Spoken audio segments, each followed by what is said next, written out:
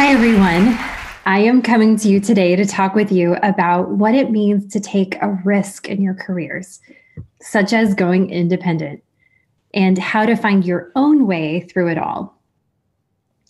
18 months ago, I decided to start my own UX freelancing practice after 12 years of working in-house. And to be honest, at first, it was really tough trying to find my way. I felt discouraged and frustrated and lost at times.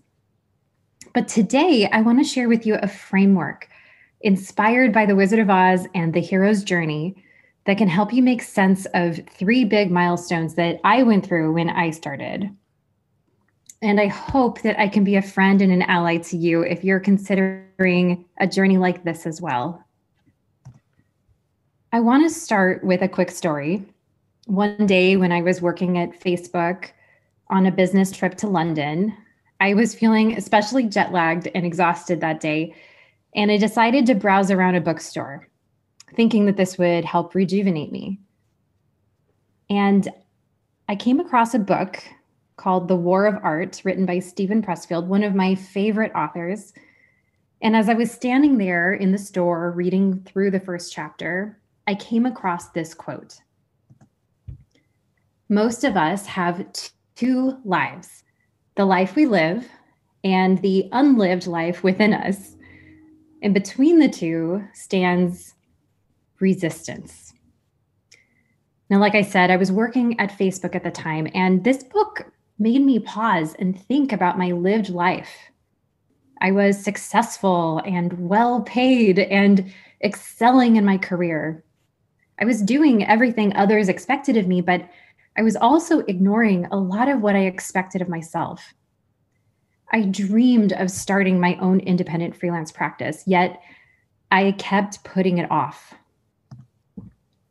Now, many of you may already know about the hero's journey, but if you don't know, the hero's journey is a narrative framework. It's a pattern of storytelling that's often found in stories like The Wizard of Oz, Lord of the Rings, or Harry Potter. And Joseph Campbell was the first to discover this narrative formula as he analyzed thousands of mythical stories throughout history. It starts with a hero in their ordinary world, like Dorothy in Kansas, and the hero goes through a series of stages, kind of like 12 stages actually, as they start down their road toward their bliss or their unlived life. And I think the hero's journey is an incredible tool that has helped me understand my journey, as well as understand my clients' journeys and the role that I play in their story. So let me take you through a couple of these stages. Usually the main character is propelled from their ordinary life into a totally different life through what's called the call to adventure. For me, I was living my cozy and well-caffeinated life in Seattle. I was managing a team of UX researchers for several years, which was very exciting. But I had become fixated on meeting everyone's expectations of me, my employees, my managers, my peers, and I was burning myself out in the process. Meanwhile, ignoring my dream to start my own independent practice. And then one day I hit a turning point. I took a vacation with my family to the snow in Colorado, and normally on these skiing trips, I'm completely miserable. I'm freezing cold, or I'm stuck in skiing lessons, or I'm the last one down the mountain. And for the first time ever on this trip, I decided not to go skiing like everybody else, but instead went to the local yoga studio that had just opened up for the entire week. And it was the most blissful week I had had in a really long time. On the last day of the trip, my husband and I were talking about how much we wanted to move back home to California. My husband had been begging me to move back ever since he finished his MBA in Seattle. He could tell how much I was dreading going back to work and how nervous I was to start something new. So he stood up, he held out his hand, and he said, "Can we please move back to California? I can help you start your freelance business like you've always wanted to." Now, the main character in the hero's journey, once they receive the call, they still need some help getting across the threshold because they're scared. Dorothy, for example, she refuses to go down the yellow brick road because she has all these fears. And that was me too. I kept wondering, what if I'm not ready? And what if I can't find clients? What if I can't earn enough? What if I completely regret it? And then I remembered that a friend of mine, Chris Niles, who I had worked on a UX team with years ago, launched his own freelance practice a year before me. In the hero's journey, the hero typically meets with a mentor that helps them prepare for the unknown. In Dorothy's story, she meets Glinda, the good witch of the North.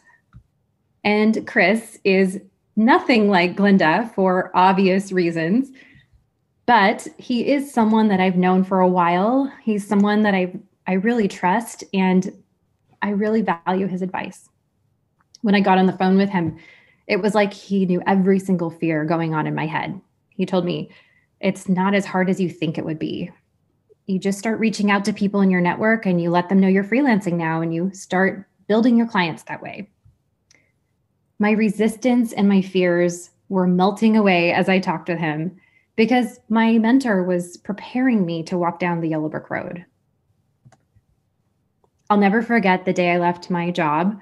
It was a dark and dreary day in March in Seattle. And after saying my heartfelt goodbyes to my friends, I turned in my badge and my laptop and I left the building. And even though it was dark outside, inside of me, I felt this warmness, like colors were bursting inside of me. I felt like Dorothy when she left her house and she stepped into Munchkin City. And I remember looking down at the sidewalk and taking a few steps forward, and I realized there was no turning back. I was headed down my yellow brick road toward a whole new place in my career, a place where I would get to build a business of my own. But I had no idea how to get there, how to get to the Emerald City, or how much personal transformation I would need to go through. I remember making a lot of mistakes in the beginning, wondering if I had made the right choice. But as I learned in the hero's journey, this is called an initiation phase. It's like a series of tests and challenges that the hero goes through to prepare for something bigger, much further down the road. And I want to talk about this because I think it's very easy to get stuck here. So let me share with you a few milestones that you might face if you go independent through the lens of the Wizard of Oz. Many people will tell you when you first start out that you will need to learn how to position yourself. You're going to be doing a lot of networking and you're going to get asked questions at cocktail parties about what you do. And this was, at first, it was very challenging for me. I went to a cocktail party a month after I left my job.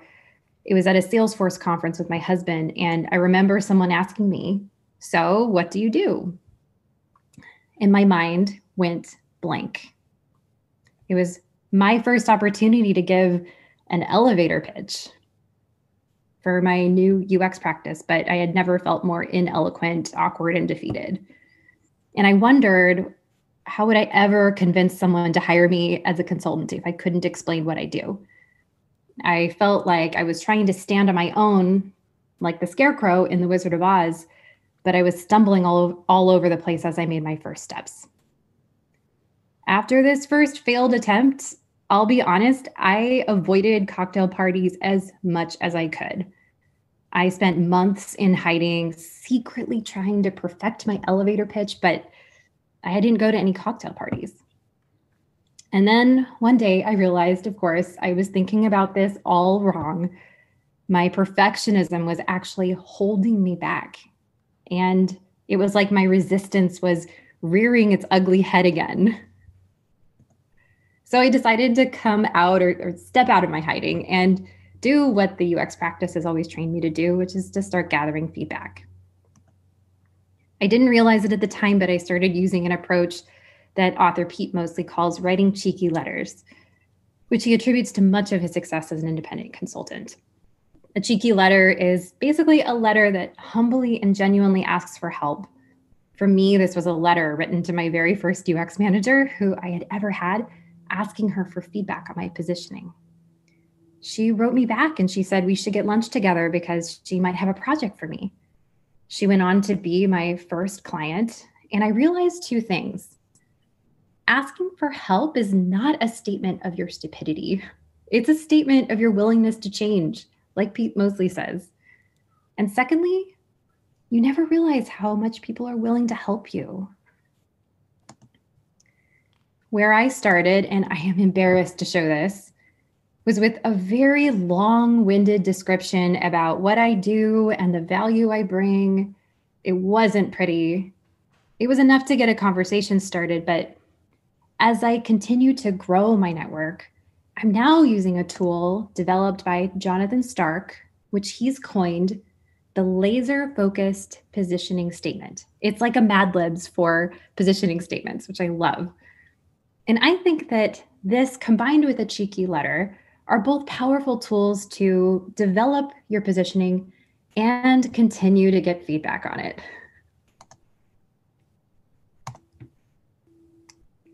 The second lesson I want to share with you today has to do with learning how to sell yourself. And by that, I mean convincing someone to hire you during a client pitch meeting. In my first client pitch meeting with a UX team I had never worked with before, I remember trying to impress them with my background, with my credentials, telling them all about where I worked before and all of the creative methods that I use. And I could tell that it wasn't feeling like a conversation at all. I felt like I was trying to prove myself and like I was in an evaluation and I wasn't passing the test. I could tell. I left that day feeling empty and heartbroken. Much like the Tin Man in The Wizard of Oz, I desperately wanted to make a real human connection with that team, but my vibe was totally stiff and rigid. As I did this more, I realized that it was so much easier to do with people who had trusted me. And so perhaps my ego and my focus on myself was actually holding me back from making a real human connection. One approach that I have heard to address this is to treat your pitch as an interview. And this is where you can ask them questions and get to know their story. But you still do know how to earn their trust. You need to get them to open up to you and share these details. In the book, The Trusted Advisor, an excellent book about what it means to establish trust with your clients, the authors describe a trust-building strategy, which I love, called the Lieutenant Columbo approach.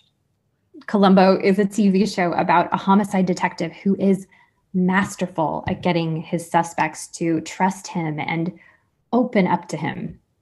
He uses all sorts of tactics to put people at ease, such as downplaying his credentials or his experience and status. By downplaying himself, he sets the tone for all of the conversations that he has with his suspects. And this notion of taking the pressure off of your interviewee is strikingly similar to what we all know how to do at the beginning of a usability interview. Much like in a usability interview, when we try to make sure the user feels comfortable. In a client pitch situation, we also need to focus on putting our clients at ease. Now, this is much easier said than done, and I am by no means an expert, but I can say that once I stopped focusing so much on myself, I actually felt so much more connected to my clients. The final lesson that I want to share with you today has to do with one of my greatest fears, which is saying no to a client or negotiating timelines with them. In the middle of my first client project, another client reached out to me who I had been trying to establish an engagement with, and their funding finally came through.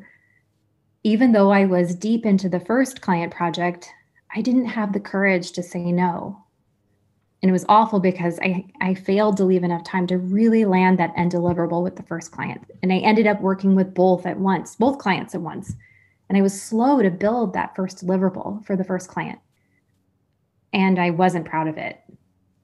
I learned the hard way that when I don't have the courage to stand up for myself, and protect what I need to deliver my best possible service to my client. I wouldn't deliver my best work.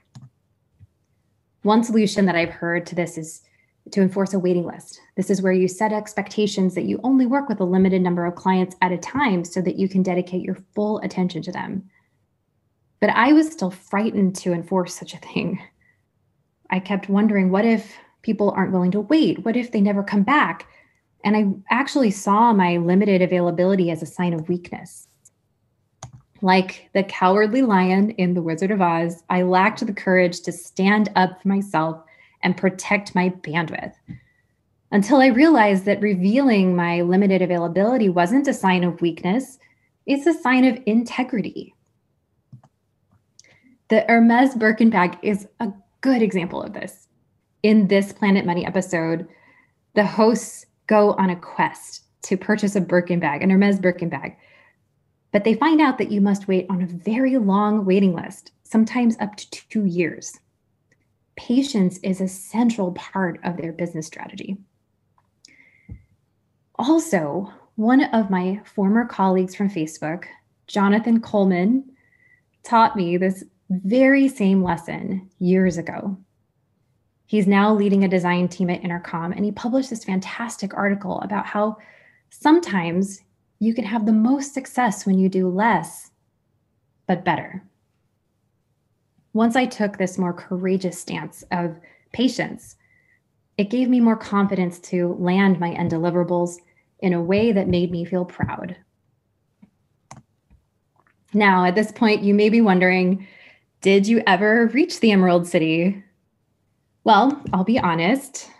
In the hero's journey, before the hero reaches the end of their journey, they have to go through a series of obstacles. And in fact, one big obstacle inside what's called the inmost cave. For Dorothy, she has to enter the witch's castle because she's told by the wizard that in order for her to go home, she must go get the witch's broomstick and bring it back to the wizard. For me, when COVID and lockdowns happened all around the world, I faced my biggest obstacle yet. A dry season of no client work for several months. And like Dorothy, I needed to use every lesson I had learned so far in order to survive. And I'm happy to say that eventually I did start to find work again. But as I look back on this entire journey, I realized it's brought me so much joy and fulfillment.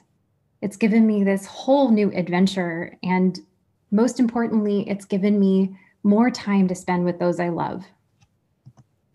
I'm coming to you today from my home in Santa Barbara, California, where I live with my husband and my little dog too. And I 100% agree that there is no place like home. It is scary to take a risk and do something that might seem like no one else is doing. But I have found that this framework is a very helpful roadmap for me. So if you're thinking about going down a similar path, what I would encourage you to do is this. Take stock of your fears. Find a mentor that you trust and pay attention to those things that might be holding you back. Maybe it's a perfectionistic mindset. Maybe it's a stiff ego or some cowardly fears. But don't worry too much about any mistakes you make in the beginning, because those are all shaping you into the hero you're meant to become. And once you do, remember to take the road back and return to share us with all of us what you've learned from your journey. Thank you.